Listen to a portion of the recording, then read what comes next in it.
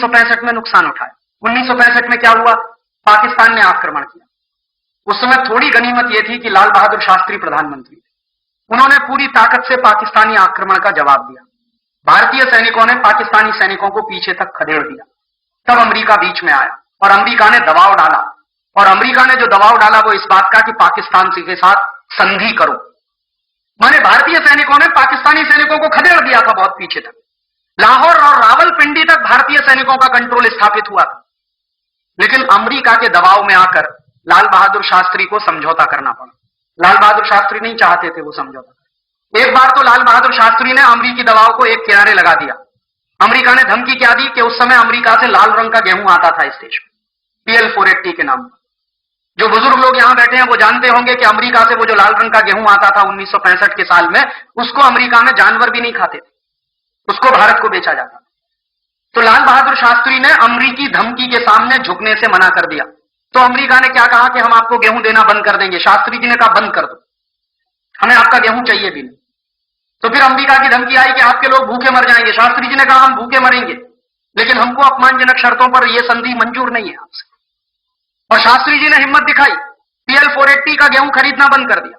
फिर देश में गेहूं की थोड़ी कमी आ गई, तो शास्त्री जी ने देश के लोगों से अपील की कि हम एक समय भोजन करना बंद कर दें।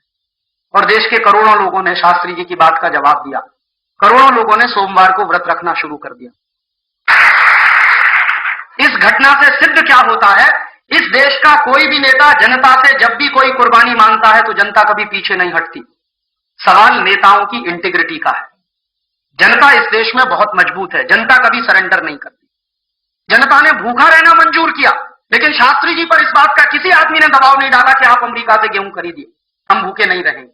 लोगों ने कहा हम भूखे रहेंगे, सम्मान के साथ हमको भूखा रहना मंजूर है, बजाय इसके कि हम अमेरिका से गेहूं खरीदें और अपमानजनक शर्तों पर उसको हम खाएं।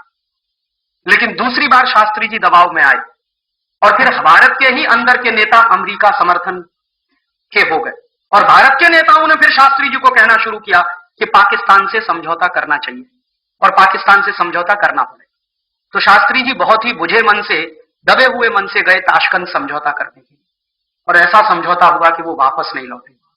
समझौते में क्या हुआ कि जो जमीन भारतीय सैनिकों ने जीती थी वो सारी की सारी जमीन समझौते में हार दी, और शास्त्री जी भी उस समझौते में चले गए।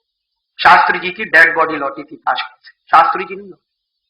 हमने इतनी बड़ी गलती की 1965 में कि एक तो देश का प्रधानमंत्री खोया और दूसरा देश की जमीन खोई जो जीती थी पाकिस्तान से, और एक ऐसा प्रधानमंत्री खोया जिसके बारे में मैं कह सकता हूं ना भूतो ना भविष्य थी, न कभी हुआ न कभी होगा।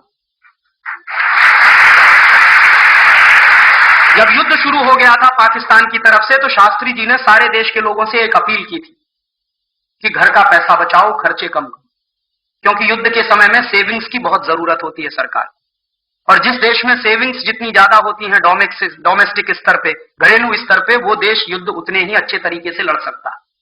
तो शास्त्री जी ने लोगों से अपील की कि आप पैसा बचाओ, खर्चे कम करो, लेकिन दूसरों से अपील करने से पहले शास्त्री जी ने अपने खर्चे कटौती किए थे। और जानते क्या खर्चा सबसे पहले कटौती किया? उनके घर में एक बाई आती थी उनका कपड़ा धोने की, तो शास्त्री जी ने बाई को कह दिया कि कल से तुम कपड़ा धोने मत आना मेरे। तो बाई ने पूछा कि कपड़ा कौन धोएगा, क्योंकि उनकी पत्नी की तबीयत खराब रहती थी। ललिता शास्त्री उस समय बहुत बीमार रहती थी। तो शास्त्री जी ने कहा मैं खुद धोऊंगा। कपड़े तो ज्यादा रखते ही नहीं थे, 2 जोड़ी कपड़े रहते थे, 1 जोड़ी सुखाते थे, 1 जोड़ी धोते थे। 2 धोती थी उनके पास, 2 कुर्ते थे, 1 जोड़ी चप्पल थी, और 1 खादी की बनियान रहती थी, 1 अंडरवियर रहता था। ये कपड़े थे उनके। तो उन्होंने कहा मैं खुद धो लूंगा। फिर दूसरे अपने घर में कटौती कैसे की उन्होंने? भारत के प्रधानमंत्री की बात देखिए। उनके घर में एक बाई आती थी उनके कमरे में झाड़ू लगाने के लिए, पोछा लगाने के लिए। उन्होंने कहा तुम भी कल से मत आना। तो उस बाई ने पूछा घर में झाड़ू कौन लगाएगा? उन्होंने कहा मैं मेरा कमरा साफ कर लूंगा, बाकी अपने बेटों को कहूंगा कि वो सब घर की सफाई करें, क्योंकि मैं पैसा नहीं दे सकता। दूसरों से मैं कह रहा हूं तो पहले मुझे करना होगा। उसके बाद तीसरी घर की कटौती कैसे की उन्होंने? उनके घर में एक ट्यूटर आता था जो उनके सबसे बड़े बेटे को अंग्रेजी पढ़ाता था।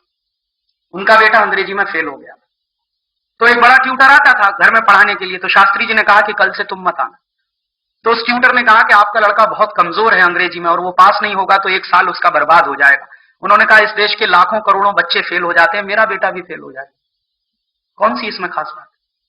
मैं कोई विशेष आदमी तो नहीं, एक साधारण आदमी हूं मैं इस देश का, तो वो ट्यूटर भी हटा दिया उन्होंने। इस तरह से अपने खर्चों में कटौती की एक ऐसे व्यक्ति ने जो उस समय भारत का प्रधानमंत्री था। आज तो कोई नहीं दिखाई देता ऐसा नेता। संकट की स्थिति तो आज भी है इस देश में, आर्थिक हालत तो बहुत खराब है इस देश में। बताइए कब प्रधानमंत्री या राष्ट्रपति ने अपने खर्चे में कटौती करने की कोई बात कही?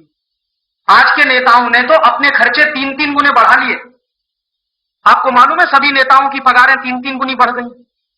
अभी पिछले 1 महीने से प्रधानमंत्री की पगार 3 गुनी बढ़ गई, राष्ट्रपति की पगार 3 गुनी बढ़ गई, मुख्यमंत्रियों की पगारें 3 गुनी बढ़ गई, राज्यपालों की पगारें 3 गुनी बढ़ गई। देश की आर्थिक हालत बहुत खराब है, सरकार के पास पैसा नहीं है और प्रदेशों से आने वाली मदद भी रुकी हुई है क्योंकि आर्थिक पाबंदी है। वैसी स्थिति में मुझे ऐसा लगता था कि ये सब नेता लाल बहादुर शास्त्री वाला उदाहरण पेश करेंगे कि पगारें नहीं लेंगे 1-2 साल के लिए, देश की स्थिति जब तक सुधरेगी नहीं। लेकिन इन सब नेताओं ने तो अपनी पगारें 3-3 गुनी बढ़ाई। इसलिए मैंने कहा था कि शास्त्री जी ऐसे व्यक्ति थे ना भूतो ना भविष्यति। शायद ऐसा नेता मिलना बहुत मुश्किल है इस देश में। और क्या हो गया था, युद्ध जब शुरू हो गया था तो एक दिन शास्त्री जी की पत्नी ललिता जी ने कहा कि आपकी धोती फट गई है, आप एक नई धोती ले आइए। तो उसने कहा कि बहुत अच्छा ये होगा कि तुम उसको सुई धागे से सिल दो। अभी नई धोती लाने के बारे में मैं कल्पना नहीं कर सकता क्योंकि मैंने सब कुछ छोड़ दिया है, पगार लेना भी बंद कर दिया, तो पैसा तो है नहीं, मैं नई धोती लाऊंगा कहां से? जितने कम से कम खर्चे में तुम घर का काम चला सको उतने की बात करो। तो उन्होंने पूछा अपनी पत्नी से कि बोलो कितने कम से कम पैसे में घर का खर्च चल सकता? तो उनकी पत्नी ने कहा कि कुछ 300 रुपए में चल जाएगा। तो उन्होंने कहा ठीक है 275 रुपया कल से मैं दूंगा और कोशिश करो कि 25 रुपए की भी कटौती हो जाए किसी तरह से। ऐसा प्रधानमंत्री था इस देश का जिसको हमने खोया 1965 की शांति वार्ता। एक तो जमीन खोई इस देश की, दूसरा ऐसा प्रधानमंत्री खोया। इतनी भयंकर गलतियां हुई इस देश में। और फिर 1972 में एक गलती हो गई। क्या गलती हो गई? मुझे ऐसा लगता है कि या तो श्रीमती इंदिरा गांधी को बांग्लादेश युद्ध में पैर फंसाना नहीं चाहिए, उनका आंतरिक मामला था वो सुलझा लेते, और अगर पैर फंसाया तो पूरी इज्जत के साथ बाहर आना चाहिए था। जानते हैं क्या हुआ था? भारतीय सैनिक गए, पाकिस्तानी सैनिकों को सरेंडर करवाया। 90,000 पाकिस्तानी सैनिकों ने सरेंडर किया भारतीय सेना के सामने, और वो सब हमारे प्रिजनर थे। लेकिन उन सबको छोड़ दिया गया, सबके सब छोड़ दिए। और उन्हीं में से बहुत सारे सैनिक हैं जो आज आईएसआई के एजेंट बनकर हमारे देश की नाक में दम किए थे। इतनी भयंकर गलती हुई थी 1972। तो ये गलतियां हर बार होती रही हैं इस देश में, और इसलिए मैंने थोड़ी देर पहले आपसे कहा कि कल कहीं फिर से कोई परदेशी आक्रमण हुआ इस देश के ऊपर तो हमारी अपनी सुरक्षा व्यवस्था क्या है, हमारी सुरक्षा की नीति क्या है। और ऐसी परिस्थिति